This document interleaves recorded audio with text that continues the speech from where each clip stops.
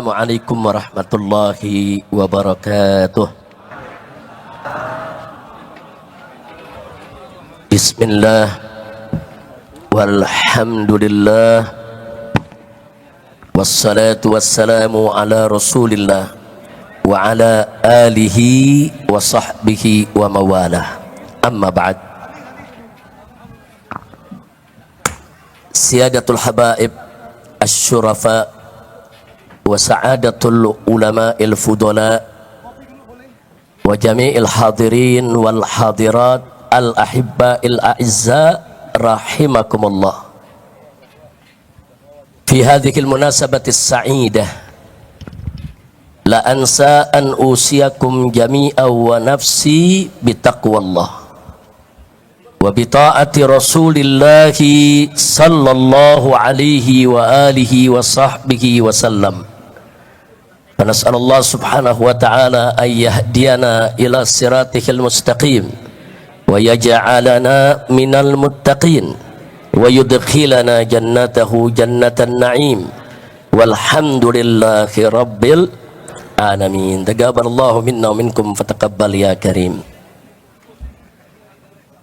Setelah puja dan puji kita panjatkan bagi Allah Jalla Jalaluh, setelah solawat dan salam kita sampaikan untuk Nabi kita tercinta Sayyiduna Muhammad beserta para keluarga dan para sahabatnya, maka dalam kesempatan ini saya ingin menyampaikan apresiasi dan penghargaan yang tinggi khususnya kepada segenap panitia penyelenggara yang telah bekerja keras mengorbankan waktu, tenaga, pikiran, harta benda untuk mensukseskan acara ini, termasuk semua pihak yang membantu kelancarannya, baik dari kalangan ulama yang telah mengerahkan jamaah dan para santrinya, majelisnya dari mana-mana, begitu juga dari kalangan umara yang telah menggerakkan daripada aparatur negaranya untuk bisa mempermudah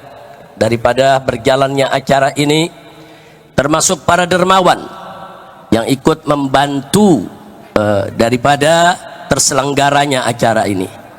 Mudah-mudahan mereka semua diberikan oleh Allah ganjaran yang berlipat ganda, diberikan oleh Allah subhanahu wa ta'ala segala kemudahan dari dunia hingga akhirat, amin ya rabbal alamin. Saya merasa bersyukur, senang, gembira kali ini bisa hadir di reuni 212, karena beberapa hari yang lalu saya masih ada di kota suci Makkah.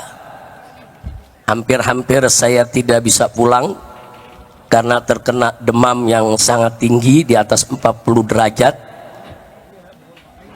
Tapi alhamdulillah akhirnya saya bisa pulang, bisa kembali didampingi oleh para dokter, dirawat sampai hari ini, dan akhirnya bisa berkumpul. Kenapa saya senang? Karena di sini saya ketemu semua kawan-kawan seperjuangan, ketemu para ulama, para habaib, para kiai, para aktivis, pimpinan ormas, pimpinan pondok-pondok pesantren. Kalau saya sebutkan satu persatu 2 jam nggak cukup ini, saking banyaknya tokoh yang hadir.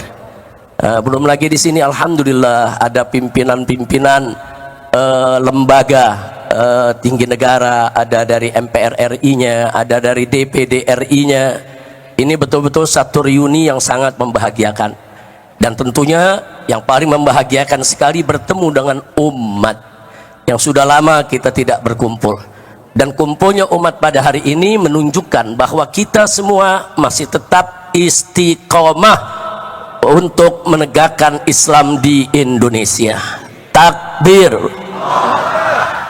Baik ya ikhwan, tidak panjang yang ingin saya sampaikan. Kembali kepada peristiwa aksi 212 pada tahun 2016. Saat itu saya menyampaikan khutbah Jumat 212, di mana saya tekankan di sana dan ingin saya ulangi kembali, tekankan pada saat ini, bahwa ayat suci di atas ayat konstitusi. Tolong seluruh umat Islam dimanapun anda berada, wabil khusus para mujahid dan mujahidah 212, tancapkan dalam sanubari kita yang paling dalam bahwa ayat suci akan selalu dan senantiasa ada di atas ayat konstitusi. Kenapa? Karena ayat suci adalah wahyu ilahi, kalam ilahi Rabbi, yang tidak boleh diganti, tidak boleh direvisi, yang wajib untuk dipatuhi, ditaati, harga mati. Sedangkan ayat konstitusi adalah produk akal basyari, hasil musyawarah sesama manusia dengan menggunakan pengetahuannya yang wajib sejalan dengan ayat suci. Tidak boleh ada ayat konstitusi dimanapun, kapanpun yang bertentangan dengan ayat suci, ya kawan. Karena itu saya tekankan sekali lagi pada saat ini, jangan pernah mundur untuk menegakkan Islam, jangan pernah mundur untuk menegakkan hukum Allah, jangan pernah mundur untuk bagaimana kita berjuang agar NKRI berdiri atas dasar hukum Allah, saudara, yang diridhoi oleh Allah Subhanahu wa taala dan Rasulnya. Amin ya rabbal alamin. Siap berjuang? Siap berjuang? Baik.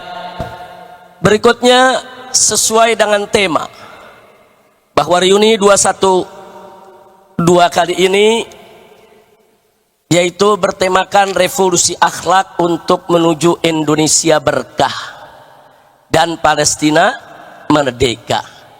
Indonesia berkah, berkah, saudara. Kunci keberkahan itu Allah sudah nyatakan dalam Al-Quranul Karim. Faqala ta'ala walau anna ahlal qura amanu wattaqau lafatahna alaihim barakatim minas sama'i wal ard. Tegas Allah nyatakan dalam Al-Quran, andai kata penduduk suatu negeri, penduduk daerah-daerah dimanapun berada, saudara, amanu wattaqau, mereka beriman dan bertakwa kepada Allah, Allah janjikan lafatahna alaihim, niscaya pasti akan kami buka untuk penduduk negeri tersebut barakat, aneka ragam keberkahan, minas sama'i wal ard, baik keberkahan yang diturunkan dari langit maupun keberkahan yang Allah keluarkan dari dalam bumi, saudara. Ini janji Allah. Jadi kalau kita mau Indonesia berkah, ya beriman dan bertakwa. Nah, beriman bertakwa itulah maksudnya kita tunduk kepada hukum Allah, baik hukum yang berkenaan dengan pribadi perorangan, hukum yang berkaitan dengan rumah tangga, hukum yang berkaitan dengan sosial kemasyarakatan, sampai kepada hukum yang berkaitan dengan tata negara. Ibadah Allah, tunduk kepada hukum Allah. Kalau kita tunduk kepada hukum Allah, beriman bertakwa, Allah kasih berkah. Jadi jangan mimpi Indonesia berkah kalau hukum Allah dilecehkan. Jangan mimpi Indonesia berkah kalau hukum Allah ditinggalkan. Jangan mimpi Indonesia berkah kalau Al-Quran dibelakangkan. Nabi tegas mengatakan dalam satu hadisnya, ibadah kama qala Nabi sallallahu alaihi wasallam, man ja'ala al-Qur'ana amamah wadahu ila jannah wa man ja'alahu wara'a dhahrih saqahu ila nar.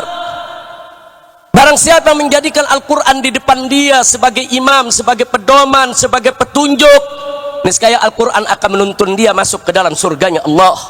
Sebaliknya, barang siapa menjadikan Al-Quran di belakang tulang punggungnya, dia nggak peduli dengan hukum Al-Quran, dia lecehkan Al-Quran, dia nggak mau pakai Al-Quran, saudara, hati-hati, neraka jahanam menanti dia untuk dijerumuskan, ya kawan. Na'udzubillah min dzalik. Mudah-mudahan di kepemimpinan baru saat ini yang terhormat, yang sama kita hormati Bapak Presiden Haji Prabowo Subianto, saudara, bisa selalu mengedepankan ayat suci di atas ayat konstitusi. Nah, jadikan Indonesia ini berkah. Kami akan, seluruh rakyat akan dukung Bapak kalau Bapak mengajak bangsa Indonesia taat kepada Allah dan Rasulnya. Betul? Betul? Takbir. Nah, jadi sekali lagi jangan pernah mundur, ya ikhwan. Nah, baiklah. Berikutnya yang tidak boleh saya lupakan juga, ya ikhwan, alhamdulillah Pilpres sudah selesai, pilkada sudah selesai, pilkada serentak, saudara. Jadi jangan lagi ke depan ini baik pilpres maupun pilkada memecah belah kita. Berbeda pilihan dalam politik itu biasa. Makanya saya kaget begitu ada perbedaan pilihan, saudara, berani-beraninya ulama dimunafik-munafikkan, disesat-sesatkan, dikafir-kafirkan. Jangan. Ada habaib, ada ulama berbeda pilihan dengan kita, saudara, masing-masing punya ijtihad politik. Wajib untuk kita saling menghormati, saudara. Jangan mau dipecah belah, saudara. Yang bertarung orang lain, yang dapat kekuasaan orang lain, yang dapat kursi orang lain, yang dapat uang orang lain. Tapi kenapa harus rakyat yang diadu domba, rakyat yang baku pukul, dan rakyat yang dipecah belah? Jangan mau lagi kita diadu domba. Setuju? Siap bersatu? Siap bersatu? Takbir! Nggak apa-apa, kita beda-beda pendapat, nggak apa-apa, saudara. Hanya saja kita mau ingatkan semua, saudara, di dalam memilih pemimpin, jangan lupa jadikan Al-Quran dan As-Sunnah sebagai pedoman kita. Al-Quran dan As-Sunnah sudah menuntun kita bagaimana cara milih pemimpin. Yang model bagaimana pemimpin yang harus kita pilih, ikuti saja. Selama kita berpedoman kepada Al-Quran dan As-Sunnah, Al-Ijma' dan Qiyas, saudara, serta apa-apa yang sudah disampaikan oleh para ulama-ulama salaf kita, insya Allah kita tidak akan terjerumus ke dalam jurang kebingungan. Enggak, kita enggak bakal bingung. Kita bingung memilih pemimpin karena meninggalkan Quran dan Sunnah. Kita bingung milih pemimpin karena kita jauh dari Al-Quran dan Sunnah. Kalau kita ikut Al-Quran, As-Sunnah, Al-Ijma', Al-Qiyas, saudara, begitu juga petunjuk dari para ulama kita yang ikuti, insya Allah kita tidak akan pernah bingung dan kita tidak akan pernah bisa dipecah belah. Maka itu hari ini sebelum saya akhiri, saudara, saya ingin mengajak semuanya kembali ke dalam barisan. Yuk kita rapikan soft kita perkuat barisan kita. PR kita ke depan banyak, ya ikhwan. Dari dulu saya selalu menekankan, siapapun presidennya, siapapun gubernurnya, siapapun bupatinya, siapapun wali kotanya, kewajiban kita tetap sama, dakwah, amar ma'ruf, nahi munkar, dan jihad. Siapapun presidennya, kewajiban kita tidak akan pernah berubah. Betul. Nah, baiklah, terakhir, saudara,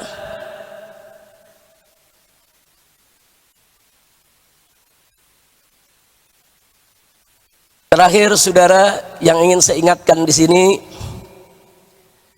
bahwa penegakan hukum di Indonesia yang carut marut selama ini, saudara, khususnya dalam satu dekade 10 tahun terakhir, saudara, demokrasi dirusak, hukum ditabrak, korupsi merajalela, judi di mana-mana, hancur-hancuran ini negeri, saudara.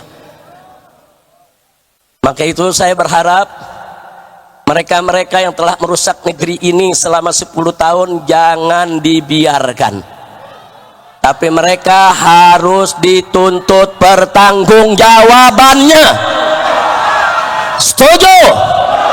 Maka itu saya minta dengan tulus, dengan sangat hormat kepada yang kami hormati Bapak Presiden Haji Prabowo Subianto, tolong Pak, bersihkan pemerintahan Bapak dari orang-orang yang bermasalah, baik bermasalah dengan korupsi, bermasalah dengan judi, bermasalah dengan pelanggaran HAM, bermasalah dengan segala kemunkaran dan kerusakan negeri.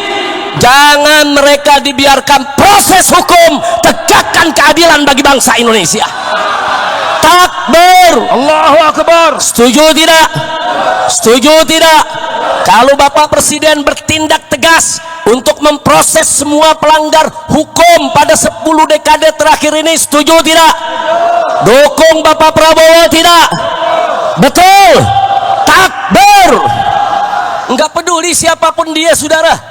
Enggak peduli, saudara, apakah itu Jokowi ataupun Fufu Fafa dan semua kroni-kroninya yang terlibat, seret ke pengadilan. Takbir. Takbir. Takbir. Dan akhirnya mari kita baca suratul Fatihah. Kita mohon kepada Allah agar Bapak Presiden Prabowo Subianto diberikan kekuatan oleh Allah. Amin. diberikan sehat walafiat, Amin. agar mampu untuk memimpin negara Indonesia, agar mampu mensejahterakan rakyat, Amin. agar mampu terus menjaga keharmonisan hubungan antara umara dengan ulama. Amin. Dan kita mohon kepada Allah bibarakatil Fatihah, agar pemerintahan Prabowo ini dibersihkan dari orang-orang bermasalah, orang-orang yang selama ini bikin susah rakyat, orang-orang saudara yang melanggar HAM, yang terlibat pembunuhan, terlibat korupsi. Kita mohon bimu'jizatil Fatihah agar mereka disingkirkan oleh Allah sejauh-jauhnya dan dihancurkan oleh Allah sehancur-hancurnya, sehingga Bapak Presiden Prabowo dan kabinetnya ke depan saudara bisa memimpin negara ini dengan baik tanpa diganggu lagi oleh orang-orang yang selama ini memang selalu menjadi sumber masalah. Ala hadhihi niyah wa likulli niyatin salihah, wa Allah subhanahu wa ta'ala an yubarik li hadhihi bilad wa an yubarik li rais hadhihi bilad wa an yubarik li ra'iyyati hadhihi bilad wa an yaj'al hadhihi bilad biladan islamiyatan aminatan mutmainnah ghaniyatan ma'munatan mardiyatan 'indaka bi rahmatika ya arhamar rahimin ya rab. Wa ila hadratin nabi sallallahu alaihi wasallam bi sirril Fatihah. A'udzu billahi minasyaitonir rajim. Bismillahirrahmanirrahim. Alhamdulillahi rabbil alamin arrahmanir rahim maliki yaumiddin. Iyyaka na'budu wa iyyaka nasta'in ihdinas siratal mustaqim siratal ladzina an'amta 'alaihim ghairil maghdubi 'alaihim waladdallin. Mudah-mudahan digabul oleh Allah Subhanahu wa taala. Jadi sekali lagi pemerintahan baru ini jangan kita ganggu, kita beri kesempatan, kita dorong, tapi tetap kita kritisi. Jadi bukan mendukung dalam arti kata menjilat, memuji yang nggak berhak dipuji, saudara. Jangan. Kita tetap amar ma'ruf nahi munkar.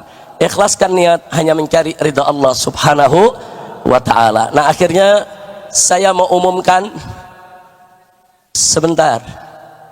Duduk sebentar. Nah, akhirnya saudara, saya mau umumkan insya Allah hari Kamis besok, insya Allah di pesantren Markas Syariat Megamendung, dimulai dari jam 8 pagi sampai zuhur, kami akan mengadakan haul syuhada 6 santri FPI yang dibunuh di KM 50. Jadi kami akan mengadakan haul syuhada di sana, saudara. Nah, bagi mereka yang berkesempatan untuk hadir silakan. Undangan dibuka untuk umum. Hari Kamis besok tanggal 5 Desember. Kami adakan karena memang kejadiannya tanggal 7 Desember. Kejadiannya tanggal 7 Desember. Jadi kita akan gelar haul 6 syuhada di sana. Tentunya peringatan haul ini bukan sekedar untuk mendoakan, tapi sekaligus juga untuk kita mengambil ibrah. Dan ditambah lagi untuk tetap mengingatkan kita bahwa persoalan ini belum tuntas, belum selesai. Betul? Betul? Nah, maka itu maaf. Kalimat terakhir dari sambutan saya yang harus saya sampaikan, maaf. Saya sedih, saya prihatin.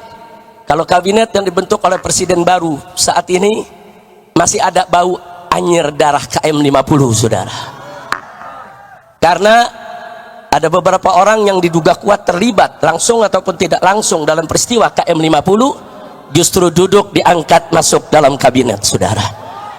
Maka itu sekali lagi, jadi kabinet ini secara umum sudah bagus. Kabinet ini secara umum harus kita dukung. Kabinet ini secara umum harus kita beri support untuk bisa bekerja dengan baik. Tapi saya tidak bisa menyembunyikan kesedihan saya, keprihatinan saya. Ternyata kabinet tersebut, maaf, masih ada bau anyir darah KM 50, saudara. Maka itu kita akan gelar haulnya, insya Allah. Siap hadir? Insya Allah akan kita gelar, saudara, supaya KM 50 akan terus kita usut sampai tuntas. Setuju? Setuju? Takbir! Allahu Akbar. Nah, akhirnya sekali lagi kita baca suratul Fatihah. Kali ini khusus untuk Palestina, ya ikhwan. Saya sepakat dengan Kiai Haji Muhyiddin Junaidi tadi, luar biasa. Beliau mengusulkan kepada Bapak Presiden Prabowo yang sejak awal sudah memberikan dukungan terhadap perjuangan Palestina agar membuka pendaftaran bagi pemuda-pemuda Indonesia yang siap berjihad ke Palestina. buka pendaftaran, latih mereka, persenjatai, kirim ke medan Gaza untuk bertempur membebaskan Al-Aqsa. Siap tidak? Siap tidak? Jadi kalau Bapak Presiden menyetujui usulan dari sepuh kita Kiai Haji Muhyiddin Junaidi tadi, saudara sambut tidak? Dukung tidak? Setuju tidak? Takbir. Mudah-mudahan jadi usulan tadi merupakan usulan luar biasa. Dan kepada Dr. Ahid, jazakumullah khairan jasa ala muhadaratikum, masya Allah. Apa yang tadi disampaikan oleh Dr. Ahid dari Palestina luar biasa, menggugah kita semua ya ikhwan. Ya, kita nggak boleh pernah melupakan tentang Palestina. Palestina harus selalu ada di hati kita. Palestina harus selalu menjadi perhatian kita, dan Palestina harus menjadi prioritas perjuangan kita di dunia internasional agar Al-Masjidil Aqsa dibebaskan oleh Allah Subhanahu wa taala dari cengkeraman Israel Durjana, dan bangsa Palestina bisa menikmati kemerdekaan. Amin ya rabbal alamin. Ala hadhihi niyyah wa likulli niyatin salihah wa ila hadratin nabi sallallahu alaihi wasallam. Wa Allah Subhanahu wa taala an yarzuqa sya'bal Filistini fathan mubina wa nasran aziza wa khalasan jamila wa baladan amina. Amin. Wa imaman adila. Amin. Wa ila hadratin nabi bisiril Fatihah. A'udzubillahi minasyaitonir rajim. Bismillahirrahmanirrahim. Alhamdulillahi rabbil alamin arrahmanir rahim maliki yaumiddin. Iyyaka na'budu wa iyyaka nasta'in. Ihdinas siratal mustaqim. Siratal ladzina an'amta 'alaihim ghairil maghdubi 'alaihim waladdallin. Amin. Alhamdulillah. Baik ya ikhwan, setelah saya tutup, ini akan dilanjutkan pembacaan doa penutup oleh Buya Ahmad Qurtubi Jailani. Beliau nanti yang akan baca doa, kita aminkan dengan khusyuk, dengan penuh keyakinan. Semoga doa kita akan diterima oleh Allah Subhanahu wa taala. Jadi itu saja yang bisa saya sampaikan, dan saya minta maaf kalau kondisi saya memang terlalu lemah ya ikhwan. Kalau dokter melarang saya bicara, saya keluar kena angin begini dilarang ya ikhwan. Tapi apa boleh buat, saya berangkat kemarin dari sana hari Kamis ya ikhwan, sore maghrib saya berangkat, tapi pagi hari sampai jam 1 saya punya panas tuh 41 derajat lebih. Jadi saya dimasukkan ke rumah sakit. Saya minta kepada dokter untuk berikan obat yang paling keras, paten, yang bisa menahan, menghentikan saya punya panas agar saya bisa melakukan perjalanan. Berhasil. Habis 3-4 jam saya diinfus yang itu. Jam 1 selesai saya langsung berangkat ke bandara. Kemudian langsung terbang. Ternyata di pesawat dari mulai terbang sampai turun luar biasa, menggigil, demam, cukup hebat ya ikhwan. Tapi alhamdulillah sampai di Jakarta ditangani lagi oleh dokter-dokter kita. Setiap malam memang panas bisa mencapai 40. Kalau pagi begini nih mulai rendah, nanti begitu siang agak mulai ringan. Tapi saya sudah periksa semua, alhamdulillah, periksa darah, urin dan lain sebagainya semua bagus. Tapi insya Allah sepulang dari acara ini saya sudah janjian saya akan langsung dirawat di rumah sakit untuk pemulihan. Karena itu saya minta maaf, mungkin ke depan ini banyak yang sudah ngundang saya, banyak undangan yang tidak akan bisa saya datang sampai betul-betul pulih tenaga. Tapi itulah karena cinta antum semua, karena doa antum semua, dan karena rasa senang saya kumpul dengan para ulama, para kiai, dengan nazrah mereka, suara yang gak keluar jadi keluar ya ikhwan.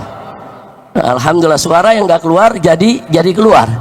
Nah tapi ini semua nazrah dari para habaib kita, para ulama kita. Terima kasih banyak para kiai, para ulama, dan mohon maaf kalau dari tadi saya nggak mau selaman, bukan apa-apa. Satu selaman semua selaman, satu meluk semua meluk. Akhirnya yang panas bukan turun dari 40 bisa 80 urusannya. Nah jadi tolong dimaafkan, tolong dimaafkan. Saya nggak biasa begini, biasanya saya paling seneng selaman sama ulama, paling seneng saya pelukan sama ulama, paling seneng saya cium jidat ulama atau saya dicium jidat saya oleh ulama. Nah tolong hari ini saya nggak selaman, dimaklumi, bukan sombong tapi untuk mempercepat pemulihan. Nah itu saja, terima kasih. Akhirnya sekian dari saya. Hadani Allah wa iyyakum ila siratil mustaqim. Wassalamualaikum warahmatullahi wabarakatuh. Waalaikumsalam warahmatullahi wabarakatuh. Takbir.